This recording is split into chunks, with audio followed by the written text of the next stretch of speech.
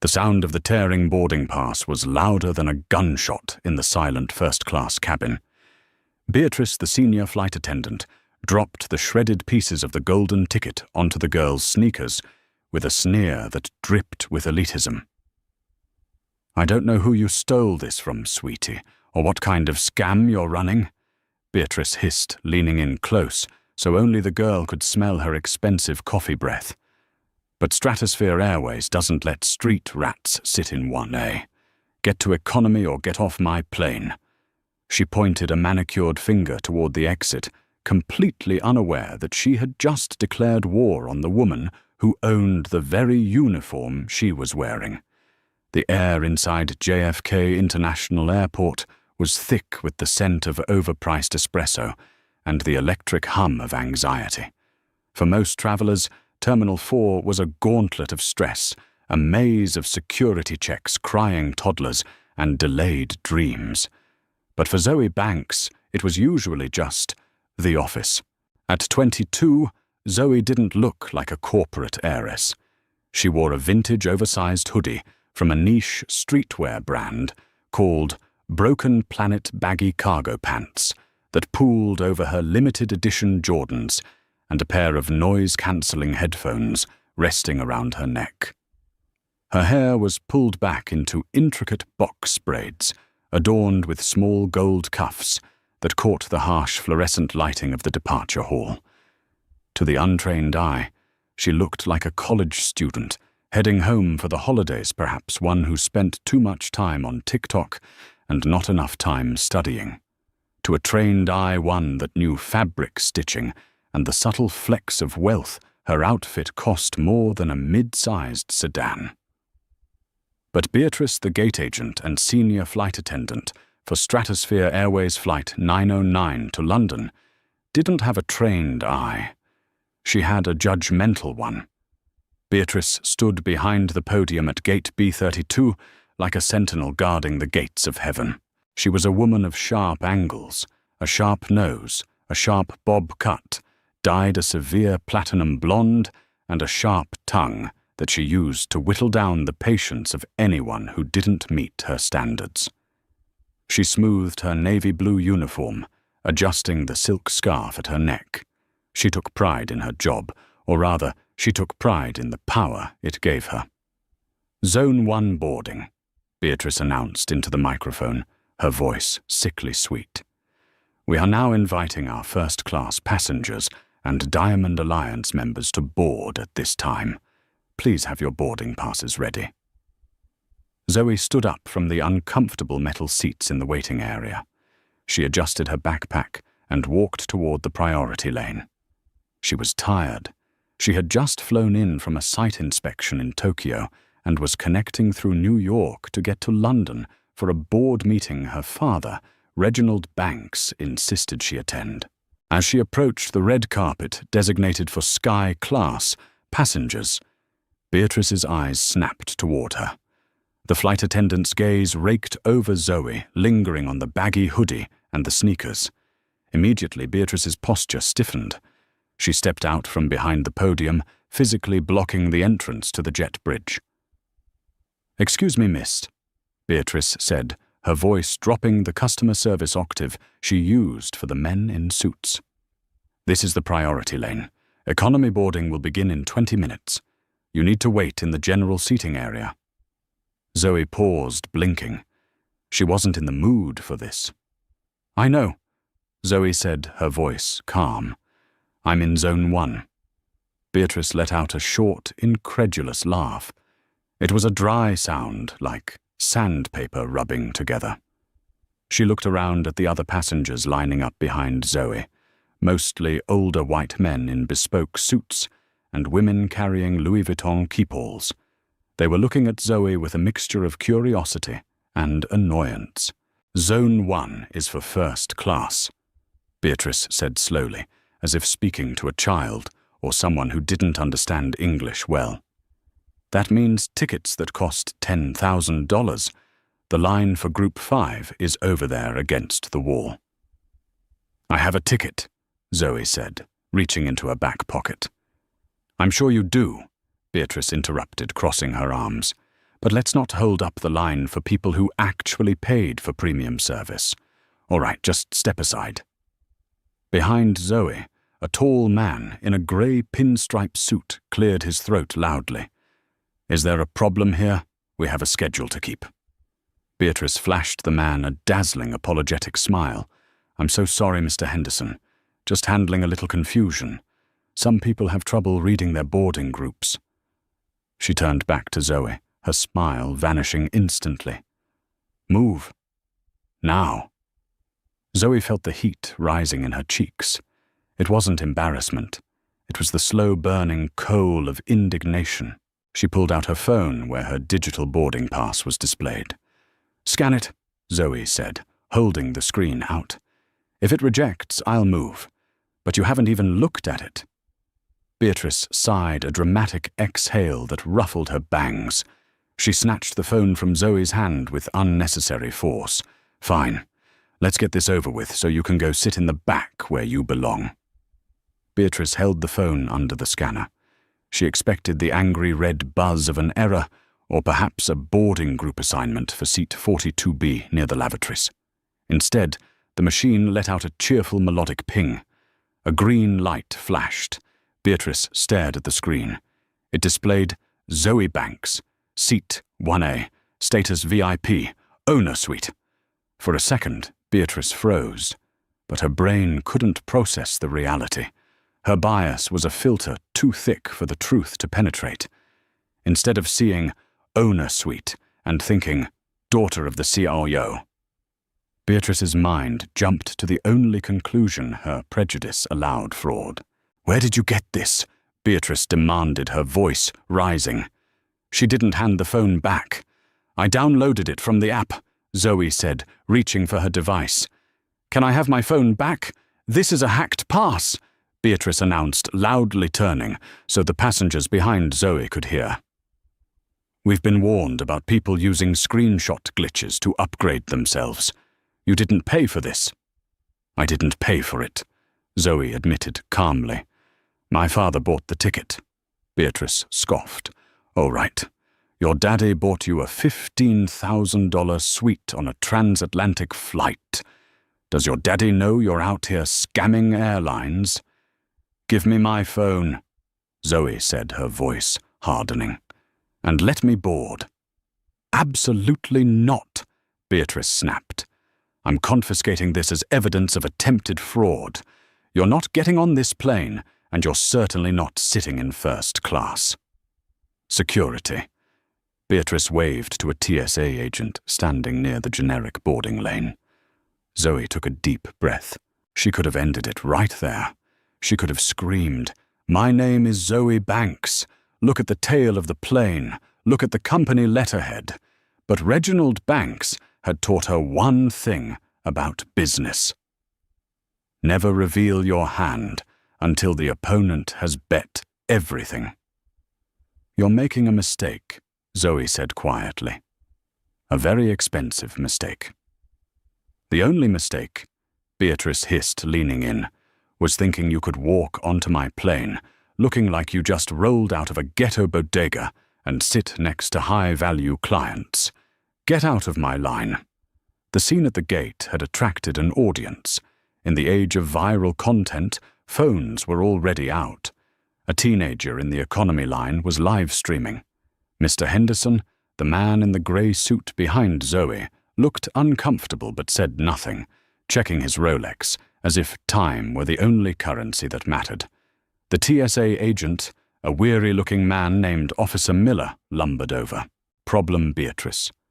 Attempted unauthorized boarding, Beatrice said, handing Officer Miller Zoe's phone.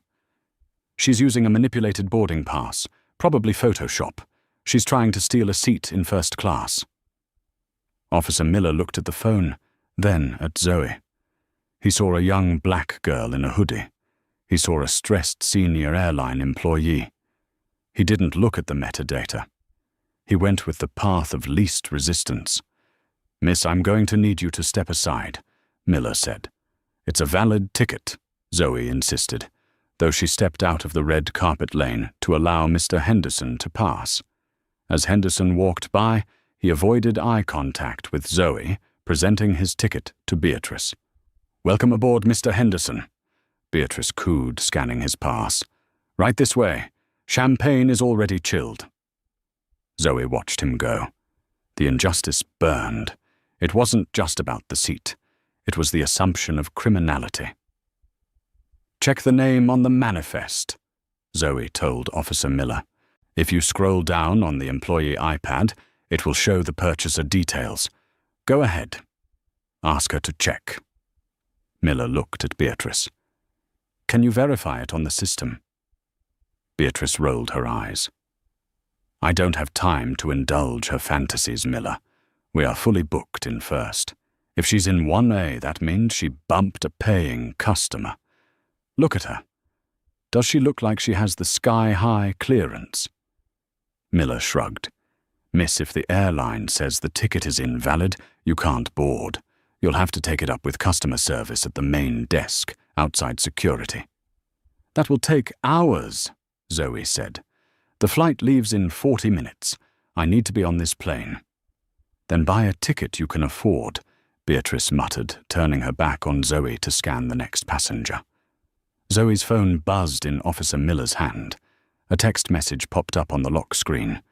It was from Dad. Message: "Pilot says we are delayed. Everything okay, Zoe?" Zoe snatched her phone back from the surprised officer. "I am getting on this flight," she said, her voice dropping an octave. She tapped the screen, bringing up the Stratosphere Airways internal employee directory, an app only accessible via corporate VPN. She didn't show it to them yet. She needed to get on the plane first. If she stayed at the gate, Beatrice could just close the door. "Fine," Zoe lied. "I'll check my economy ticket. I must have mixed them up." Beatrice turned around, a smug smile plastered on her face. "Oh, so the truth comes out. You do have another ticket." "Let me check my bag," Zoe said. She pretended to rummage through her backpack. She pulled out an old crumpled boarding pass from a previous trip, a domestic flight from months ago. She held it so her thumb covered the date. "Here," Zoe said. "Seat 34F. Beatrice didn't even scan it. She just wanted Zoe gone from her premium space. "Economy boarding hasn't started yet. Go wait with the others." "Can I just pre-board?" Zoe asked, playing the part of the defeated girl. "I just want to get to my seat and sleep. I won't cause trouble." Beatrice looked at her watch. The first-class line was empty now. She wanted the satisfaction of seeing this girl walk past the luxury seats she couldn't have all the way to the back near the toilets. It felt like a victory lap for Beatrice. "Fine," Beatrice said, waving her hand dismissively. "Go. But if I catch you even looking at the beverage cart in first class, I will have you arrested upon landing in London." Zoe nodded, masking the sharp glint in her eyes. "Understood." She walked down the jet bridge. The cool air of the tunnel felt like the calm before a storm. As she stepped onto the plane, the smell of recycled air and expensive leather hit her. She turned left. The layout of the Stratosphere 787 Dreamliner was specific. To the right was economy and business. To the left was the ultra-exclusive Founder's Cabin, just 8 suites. "Miss a junior flight attendant," a young woman named Sarah chirped as Zoe turned left.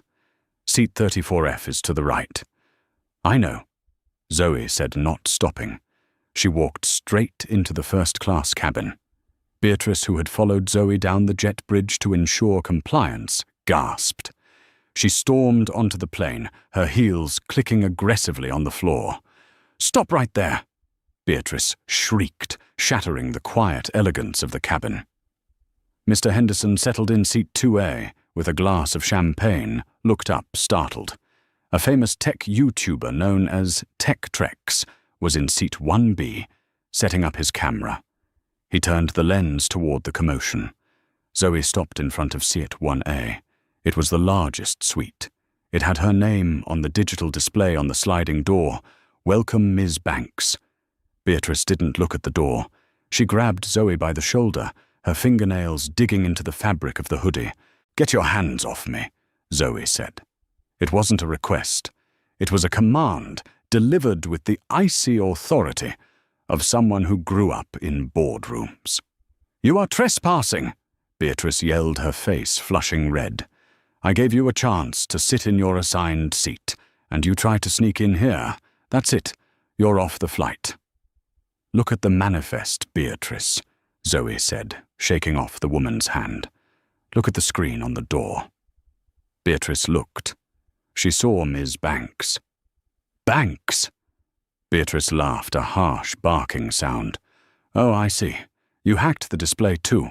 Or maybe you just share a last name with someone important and think that gives you the right to steal." "My name is Zoe Banks," Zoe stated clearly. "And I'm the Queen of England," Beatrice retorted. "Reginald Banks is a 60-year-old white man from Connecticut.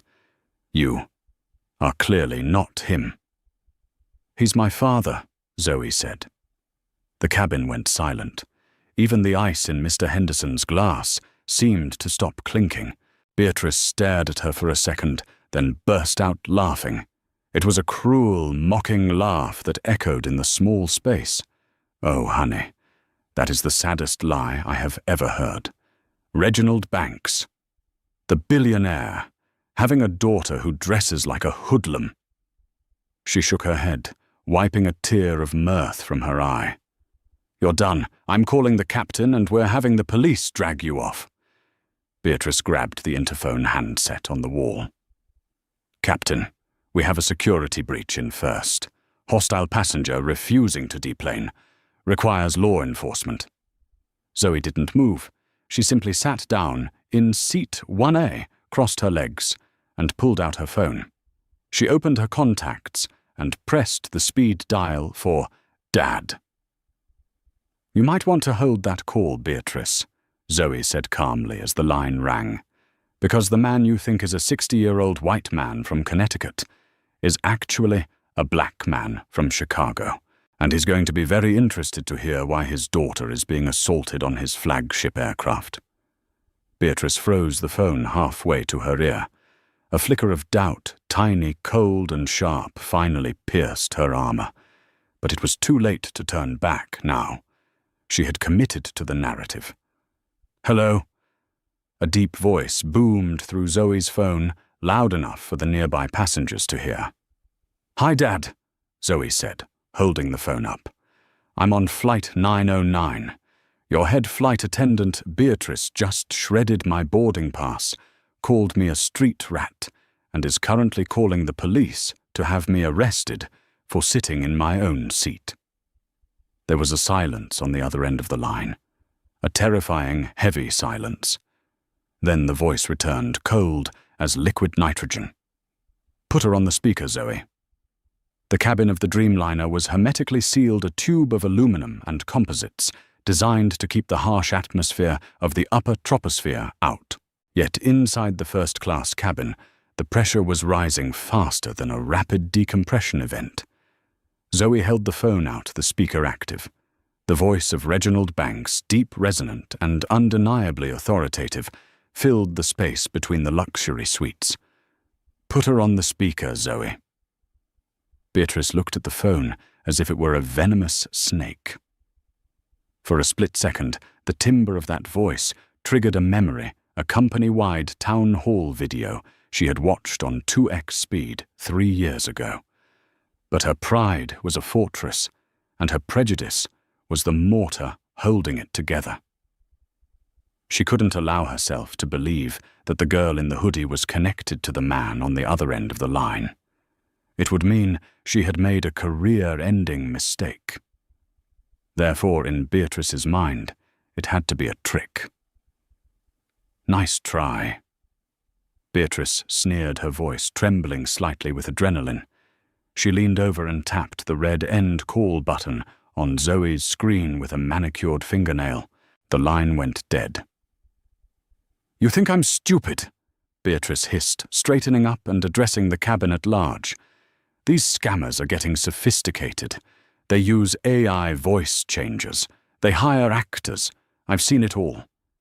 She turned back to Zoe, her eyes wide with a manic intensity. You really thought a fake phone call would stop me? You've just added harassment and fraud to your list of offences. Zoe looked at her phone, then back at Beatrice. Her expression didn't change, but her eyes grew colder. You just hung up on the owner of this airline.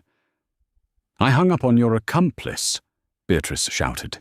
She pointed to the door of the plane, where 2 Port Authority police officers were now entering, led by the TSA agent from earlier. Officers over here. The officers, heavy-set men with utility belts that creaked as they walked, squeezed down the aisle. The first-class passengers shrank back into their pods. Mr. Henderson pulled his legs in. The YouTuber Techtrex adjusted his camera angle to capture the police approaching. What's the situation? The lead officer, whose badge read Sergeant Kowalski, asked. He looked bored, the look of a man who spent his day breaking up fights over lost luggage. Trespassing, Beatrice said, quickly assuming her role as the victim. This woman pushed past the gate agent boarded illegally and is now refusing to leave the first-class cabin. She's belligerent, and I believe she may be intoxicated. She's creating a disturbance and threatening the crew. Zoe remained seated. She didn't raise her hands, but she kept them visible on her knees. I haven't threatened anyone. I have a valid ticket. This flight attendant shredded it. Sergeant Kowalski looked at Zoe. He saw the expensive headphones around her neck, but he also saw the defiance. Miss, I need you to stand up and come with us off the aircraft. We can sort this out on the jet bridge. If I get off this plane, Zoe said calmly, this flight isn't leaving. Beatrice let out a sharp, incredulous laugh. See delusions of grandeur. She's mentally unstable, officer. Get her off before she snaps. Kowalski reached for his handcuffs. Miss, don't make this difficult. Stand up. Now. I'm waiting for the captain, Zoe said. Protocol 7. If there is a dispute regarding the identity of a VIP passenger, the captain must verify. Beatrice's face twisted. There is no Protocol 7. You're making things up. Actually, a new voice cut through the tension. The cockpit door opened. Captain Mercer stepped out. He was a man in his late 50s, with salt and pepper hair and 4 gold stripes on his epaulets. He looked tired. He had been running pre-flight checks when the commotion in the cabin became too loud to ignore. What is going on back here? Captain Mercer demanded. Beatrice. Why are the police on my aircraft 5 minutes before pushback? Beatrice rushed to him, her voice dropping to a conspiratorial whisper. Captain, I am so sorry. We have a stowaway. She managed to bypass the gate. She's refusing to leave seat 1A. I've called the police to remove her so we can depart on time. Captain Mercer frowned. He looked past Beatrice to the seat in question. He saw Zoe. Zoe didn't look like the typical first-class passenger. Mercer admitted that to himself, but he was a man of procedure, not emotion. Did she have a boarding pass?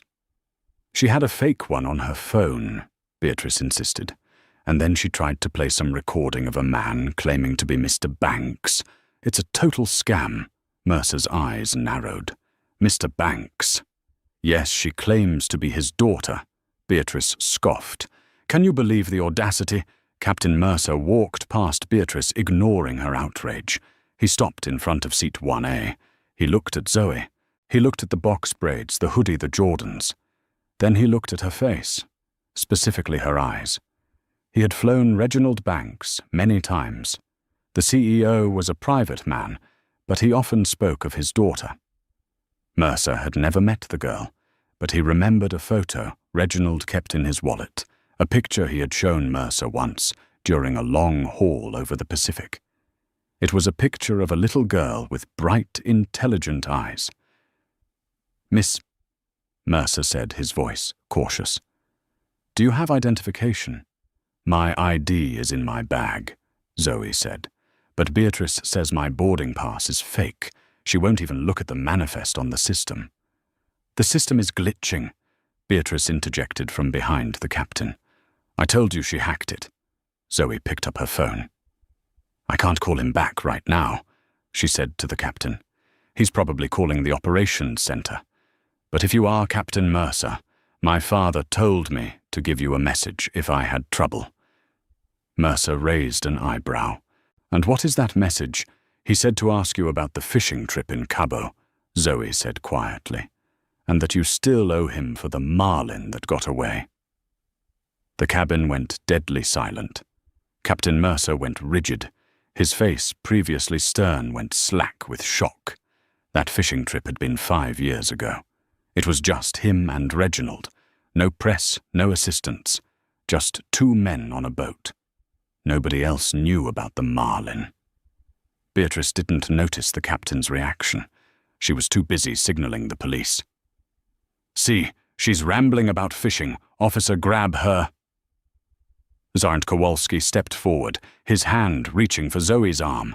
All right, that's enough. Don't touch her. Captain Mercer roared. The shout was so loud, so sudden that everyone jumped. Beatrice flinched as if she'd been slapped. Sergeant Kowalski froze his hand inches from Zoe's shoulder. Captain, Beatrice stammered. What? What are you doing? Captain Mercer turned to Beatrice. His face was no longer tired. It was furious. You didn't check the manifest properly, did you, Beatrice? I saw the name, but it was obviously fake. Zoe Banks, Mercer said, turning back to the girl. He bowed his head slightly, a gesture of immense respect. Ms. Banks, I apologize. I didn't recognize you immediately. It's been... Well, you were a child in the photos. It's okay, Captain, Zoe said, her voice finally showing a crack of relief. But your flight attendant seems to think I'm a criminal. Captain, you can't be serious, Beatrice shrieked, panic starting to claw at her throat. She's manipulating you. She probably looked that fishing story up online.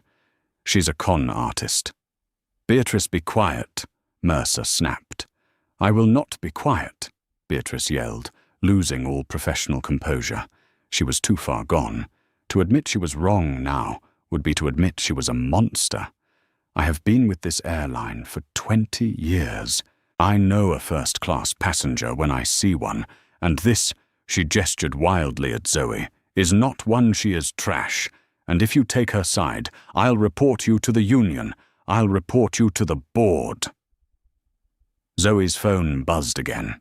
This time it wasn't a phone call, it was a FaceTime request. Zoe turned the screen toward the captain. I think the board is calling right now. The ringtone of the video call seemed to echo like a siren in the confined space. Zoe tapped the green button and held the phone up, propping it against the ledge of the suite, so the camera captured the entire scene, the captain, the police officers, and a hyperventilating Beatrice. The screen flickered, and then the image resolved. It wasn't just a man on a phone. The background of the video showed a boardroom mahogany tables, glass walls overlooking a skyline. But the man in the center of the frame commanded all the attention. Reginald Banks was a formidable figure. Even on a 6-inch screen, his presence was overwhelming. He wore a charcoal suit that cost more than Beatrice made in a year. His face was set in a mask of suppressed rage. Captain Mercer, Reginald's voice came through crisp and clear. Status report, now. Captain Mercer straightened his spine, saluting instinctively at the screen.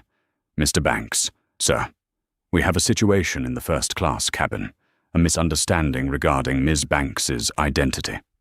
Misunderstanding, Reginald repeated. The word sounded like a cracking whip. I was just on the phone with my daughter when your flight attendant, a woman named Beatrice, according to my daughter, hung up on me. Is she there? Beatrice felt the blood drain from her face. Her legs turned to jelly. She looked at the screen. She knew that face. Everyone in the company knew that face. It was the face on the Welcome Aboard video. It was the face on the cover of the annual report. It was the man she had just called an accomplice. Beatrice squeaked. Her throat felt dry as dust. "Step into the frame," Reginald commanded. Beatrice didn't move. Sergeant Kowalski, realizing the magnitude of the error he had almost committed, stepped back, nudging Beatrice forward into the camera's view. "Hello, Beatrice," Reginald said. His voice was terrifyingly calm.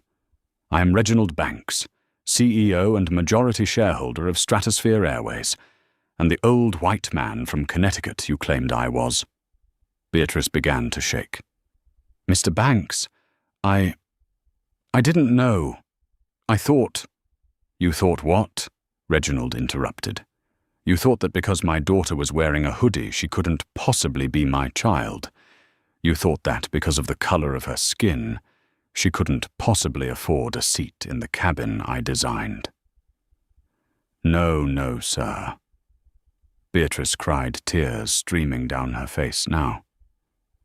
"It was a security protocol. I was just trying to protect the airline." She looked suspicious. "Her ticket, it looked digital. I thought it was a hack." "My daughter," Reginald continued, ignoring her excuses, "is the vice president of our new youth outreach division. She is flying to London to head our sustainability conference. She is not suspicious. She is your employer." The passengers in first class were watching with rapt attention. TechTrex the YouTuber was no longer hiding his filming. He was standing up, capturing every second. This was gold. This was viral history in the making. "I'm sorry," Beatrice sobbed, wringing her hands. "I'm so sorry, Ms. Banks. I didn't know. Please let me fix this. I'll get you some champagne. I'll upgrade your meal, please." Zoe looked at Beatrice. The woman who had been a towering figure of arrogance 10 minutes ago was now a crumbling mess. It was pitiful. But Zoe remembered the shredded ticket. She remembered the street rat comment. "I don't want champagne, Beatrice," Zoe said softly. "Mr. Banks," Captain Mercer spoke up. "What are your orders, sir?" Reginald leaned into the camera. His eyes were dark. "Captain, I want you to deplane the aircraft immediately." "Deplane the passengers, sir?" Mercer asked. "No," Reginald said. "Deplane the crew, specifically the purser." Beatrice gasped. "Mr. Banks, please. I have 20 years of service. I have a pension." "You had 20 years of service," Reginald corrected. "Now you have a lawsuit pending for discrimination and harassment. Beatrice, you are relieved of duty, effective immediately. You are not to fly on my plane. You are not to wear my uniform. You are to collect your personal belongings and leave the airport." "You can't do this," Beatrice screamed, panic turning into aggression again. "The union will hear about this. You can't fire me for a mistake." "It wasn't a mistake," Zoe said, speaking for the first time since the call started. She looked Beatrice dead in the eye. "It was a choice. You chose to judge me. You chose to shred my ticket. You chose to humiliate me. And when I gave you an out, when I tried to show you the truth, you doubled down." "Captain Mercer," Reginald said, "escort her off and ensure the police officers take a statement from Ms. Banks regarding the assault. I believe Beatrice grabbed her arm. That is assault on a passenger." Sergeant Kowalski cleared his throat. Yes, sir. We witnessed the aggressive behavior ourselves." The officer quickly switched sides, sensing where the power lay. "Get her off my plane," Reginald said, "and Captain, find a replacement crew member. I don't care if you have to delay the flight for 2 hours. Zoe flies comfortably, or nobody flies at all." "Yes, sir," Mercer said. Mercer turned to Beatrice. His expression was one of disgust. "Let's go, Beatrice. Hand over your badge." Beatrice stood frozen. Her world had collapsed in the span of 15 minutes. She looked at Mr. Henderson, the businessman in 2A, hoping for an ally. Yes. Henderson picked up his glass of champagne, took a sip and looked out the window. Dreadful service, he muttered loud enough for her to hear. Absolutely dreadful. Defeated. Beatrice reached up and unclipped her crew badge, the silver wings she had worn so proudly. Her hands shook so badly she dropped it on the floor. "Pick it up," Zoe said. It was a petty command. Zoe knew it. But after the street rat comment, she allowed herself this one moment of cruelty.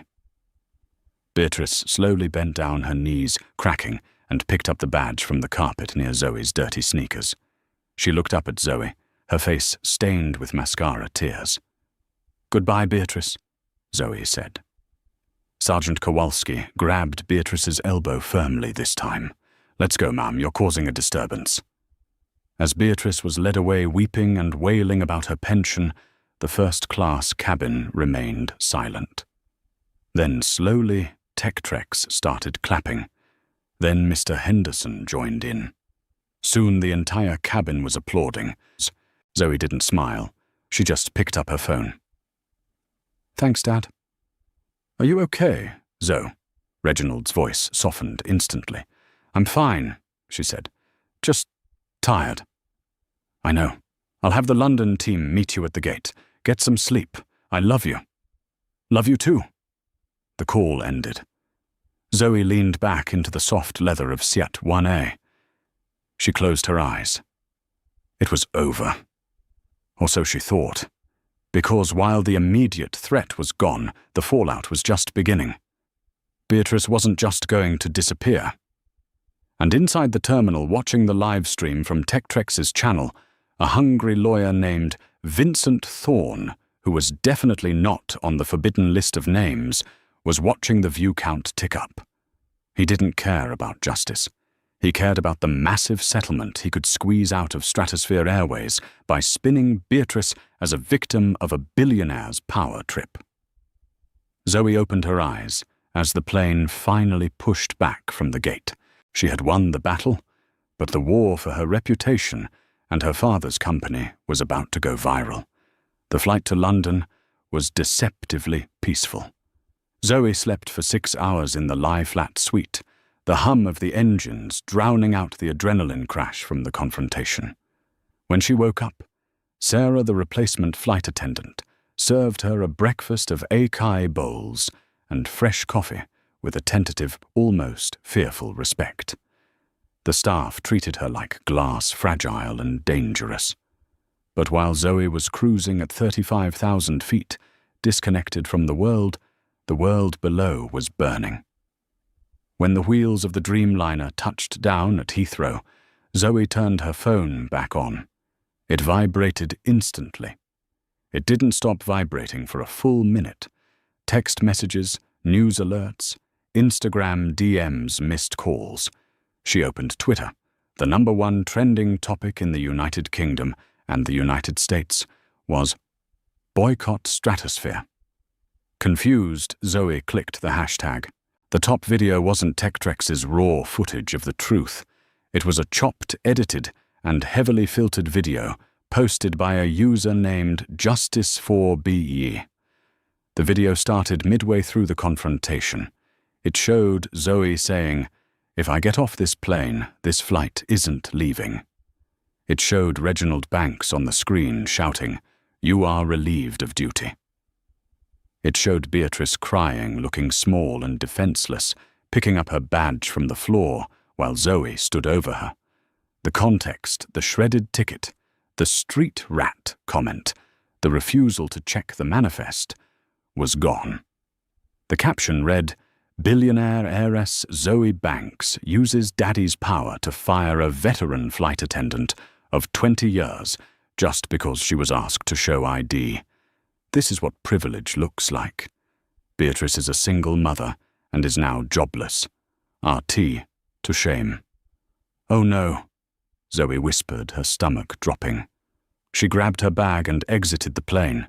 The jet bridge was swarming with airport security, but not to arrest her, to protect her.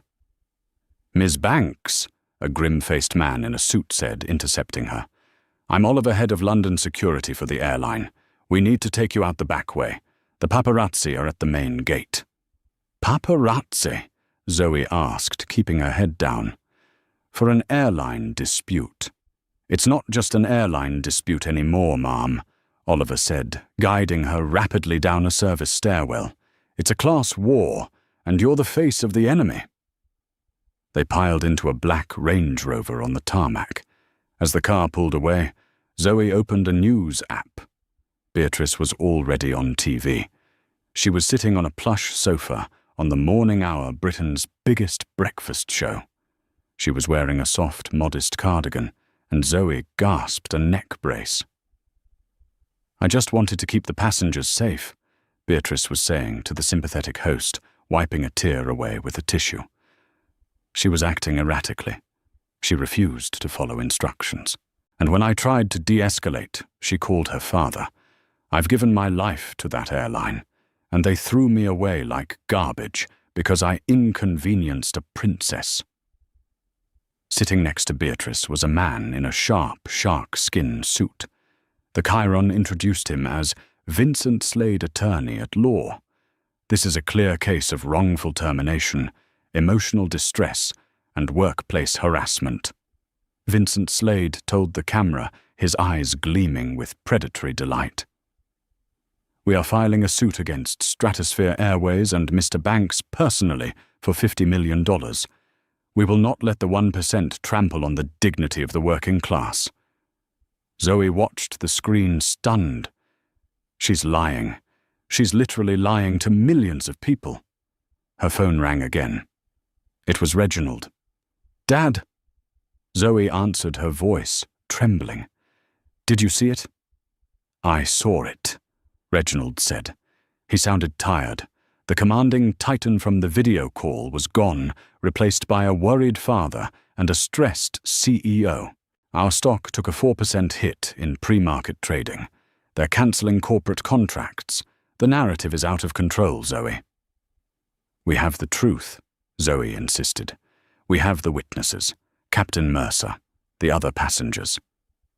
"Mercer is an employee," Reginald countered. "The public thinks he's lying to save his pension. And the other passengers," Mr. Henderson gave a statement to the press saying the service was chaotic, but refused to comment on the specifics. He doesn't want to get involved. "What about the YouTuber?" Zoe asked. "Techtrex. He hasn't posted his footage yet," Reginald said, "and Slade is threatening an injunction against anyone releasing videos that violate Beatrice's privacy rights during a medical crisis. That neck brace was a masterstroke of manipulation." The car merged onto the M4 highway toward central London. The grey sky seemed to press down on the roof of the car. "Vincent Slade called our legal team," Reginald continued quietly. "They want to settle. 20 million. A public apology from you. And Beatrice gets her job back, with back pay." "No," Zoe said immediately. "Absolutely not. Zoe, the board is freaking out. It might be the only way to stop the bleeding." "If we pay her," Zoe said, her voice hardening, "we admit that she was right. We admit that I was the aggressor. I will not apologize for being black in first class, Dad. I won't." There was a long silence on the line. Then Reginald sighed. "I know. But unless we find something that destroys her credibility completely, we are losing in the court of public opinion. You need to come to the London office. We're setting up a war room." Zoe hung up.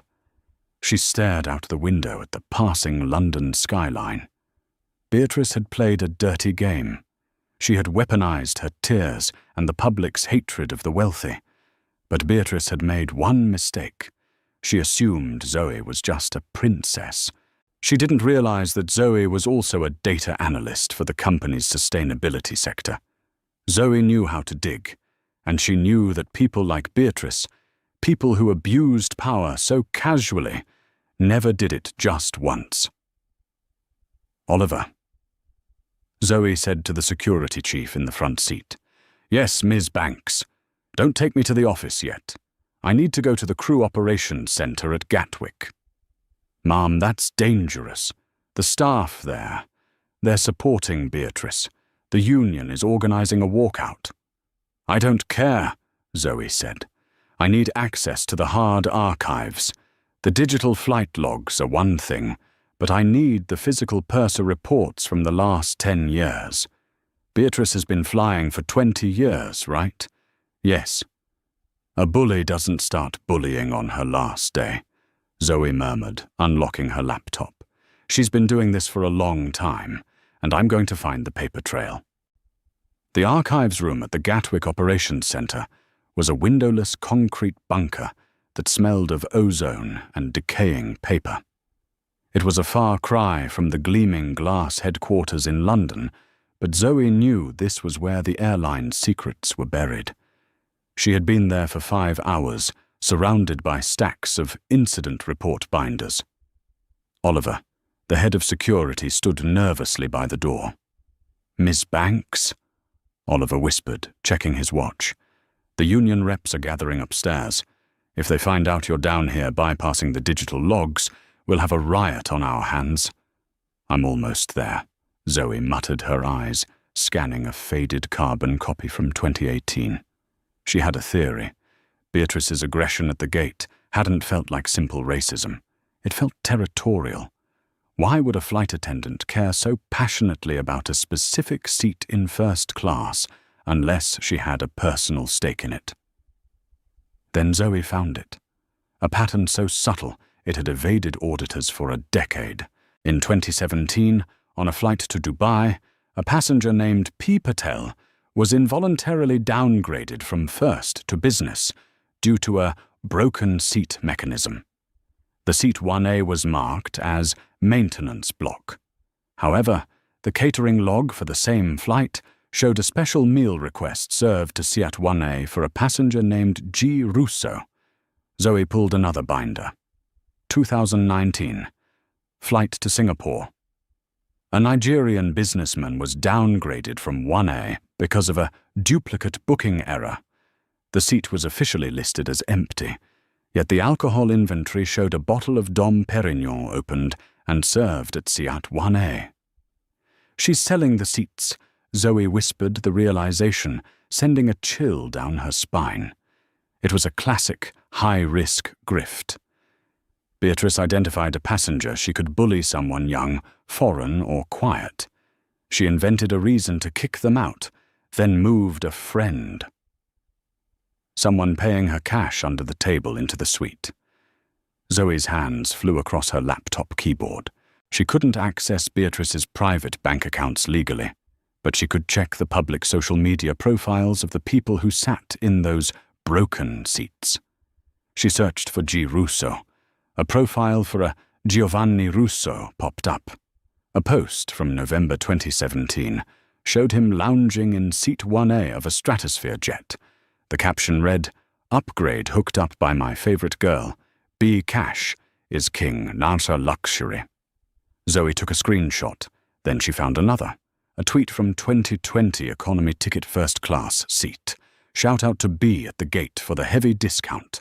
500 Tortolas beats 10Ks any day. Beatrice wasn't just a bigot. She was an embezzler.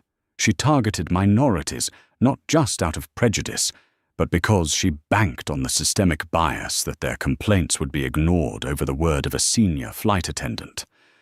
"Got you!" Zoe hissed. The door burst open. Zoe slammed her laptop shut. It wasn't the union. It was Reginald Banks, breathless, and tie undone, flanked by 2 lawyers, and Diane, the head of PR. "Zoe," Reginald said, rushing in. "We've been tracking your phone. You need to leave. The press knows you're in the building. There's a mob outside." "Let them wait," Zoe said, standing up and thrusting the open binder into her father's hands. "Read this." Reginald scanned the highlighted sections. He looked at the screenshots on Zoe's laptop. His eyes widened, the stress on his face replaced by the cold fury of a businessman realizing he had been robbed. "She's running a shadow booking agency," Reginald realized. "For years." She kicks us out to put her cash customers in, Zoe explained. She shredded my ticket because she had someone else lined up for that suite. She thought I was just another powerless kid she could steamroll. We have her, Diane, the PR manager, said, her voice trembling with excitement. This kills the working-class hero narrative instantly. She's a thief. But we can't just release a statement, Zoe said. Vincent Slade will spin it. He'll claim we forged the documents to smear a whistleblower. So what do we do? Reginald asked. The board wants to settle. $20 million to make this go away. If we pay her, we admit guilt, Zoe said, her voice hard. We don't settle. We go live. Live? Diane asked. Beatrice is doing a follow-up interview tonight on the evening report, right? Live in the studio? Zoe asked. Yes, they invited you to respond, but we declined. Accept it, Zoe commanded. Tell them I'm coming for a constructive dialogue. Don't tell them I have evidence. Let Beatrice feel safe. Reginald looked at his daughter. He saw the fire in her eyes, the same steel that had built his empire. It's risky. If you look angry, you lose the public. I won't be angry, Zoe said, smoothing her hoodie. I'll be precise. The atmosphere at the television studio was electric. The producers were salivating at the ratings potential of a live confrontation. Beatrice was already in the makeup chair, looking frail and tragic, wearing a soft cardigan and a medical neck brace. Vincent Slade hovered over her, whispering legal strategies. When Zoe walked into the green room, the chatter died instantly. Beatrice looked up, her eyes narrowing. She saw the hoodie and sneered just for a second before masking it with a look of fear. You're brave, Vincent Slade said, stepping forward. He smelled of expensive cologne and arrogance. Coming here to apologize in person, it might shave a few million off the settlement, but don't expect miracles. Zoe didn't stop walking. She poured herself a black coffee, her back to him. I'm not here to apologize, Vincent. I'm here to help you. Help me, Slade laughed. With what? With your career, Zoe said, turning around. Because after tonight, if you don't drop this client, you're going to be known as the lawyer who defended a racketeer. Slade's smile faltered. Careful, Miss Banks. That sounds like slander. It's not slander if it's math, Zoe said, checking her watch. 5 minutes to air. Better fix her neck brace, Vincent. It looks a little crooked. Beatrice touched her neck, her hands shaking. She looked at Zoe, really looked at her. And for the first time, she saw a predator. Places, the floor manager shouted. Zoe walked onto the brightly lit set and sat in the chair opposite Beatrice. The lights were blinding. The host, a veteran journalist named Charlotte, looked between them. And we are live in 3, 2, 1. The red light on the camera turned on. Good evening, Charlotte said. Tonight we have an exclusive on the Stratosphere Airways incident. We have the flight attendant, Beatrice, and the passenger, Zoe Banks. Zoe, you've remained silent until now. Beatrice claims you had her fired for doing her job. What do you have to say? Zoe looked directly into the camera lens. She was the picture of calm. I think, Zoe began, her voice steady, that Beatrice is right about one thing. She was doing a job, but it wasn't the job she was hired for. She wasn't acting as a flight attendant. She was acting as a scalper. Beatrice gasped, clutching her pearls. Excuse me. I have a question for you, Beatrice, Zoe said, turning to the woman who had tried to humiliate her. Who is Giovanni Russo? The color drained from Beatrice's face, so fast it looked like a special effect. The studio went silent. The trap was sprung. The name Giovanni Russo sucked the oxygen out of the studio. Beatrice blinked rapidly, her confident victimhood disintegrating. I don't know who that is, she stammered, glancing desperately at her lawyer, Vincent Slade. But Slade wasn't looking at her. He was staring at the binder in Zoe's hand, with the cold calculation of a shark sensing blood. "You don't?" Zoe asked, her voice dangerously calm. She held up a blown-up screenshot to the camera. "Strange, because here is Mr. Russo, sitting in Sat 1A, the seat you claimed was broken on Flight 882. His caption reads, 'Shout out to B at the gate for the heavy discount. Cash is king.'" The audience gasped.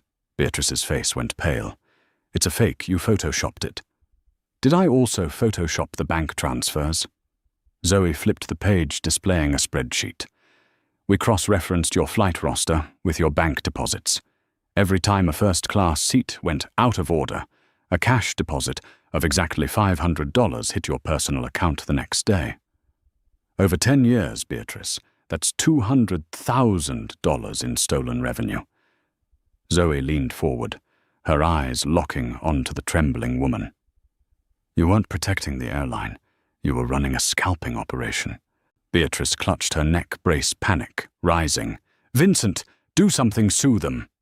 Vincent Slade stood up, but instead of objecting, he snapped his briefcase shut. "Vincent," Beatrice cried, "where are you going?" "I represent clients in civil disputes. Ms. Miller," Slade said coldly, dropping the formalities.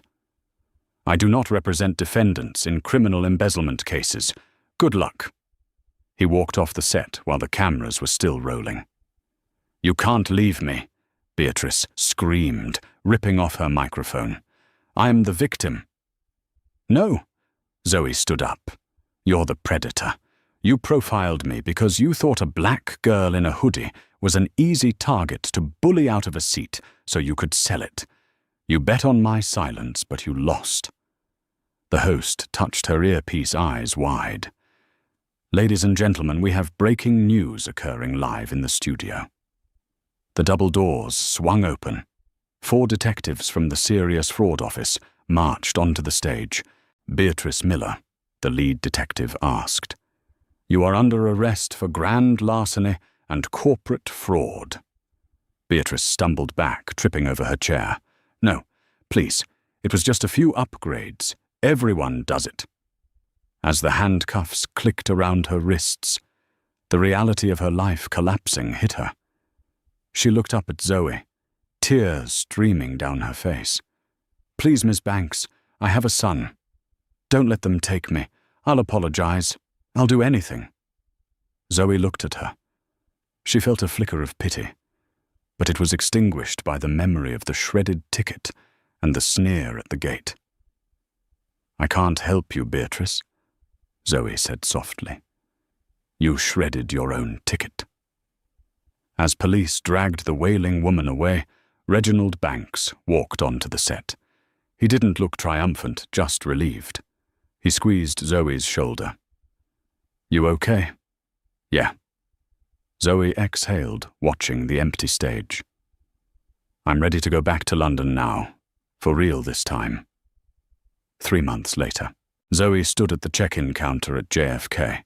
She wore a tailored blazer, but her hair was still in braids, and her Jordans were fresh. "Welcome back, Miss Banks." The new gate agent smiled.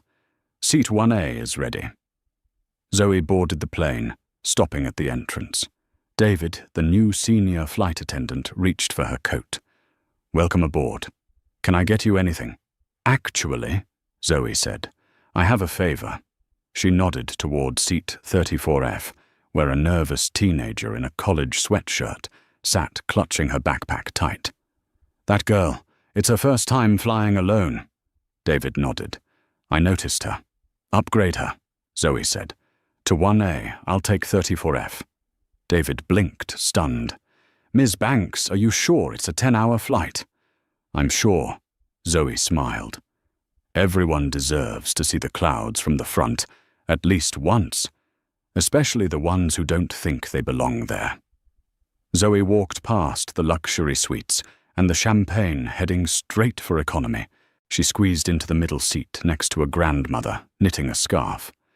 As the plane taxied, Zoe put on her headphones and closed her eyes.